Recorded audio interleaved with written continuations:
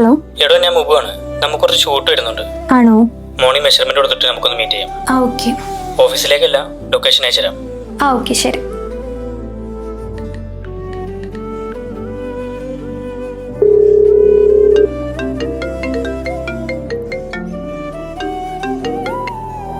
പറ.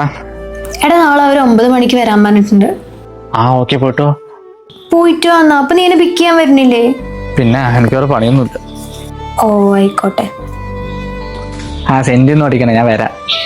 Okay, good night. ശരി, good night. എടാ, ഇതാ വരാം.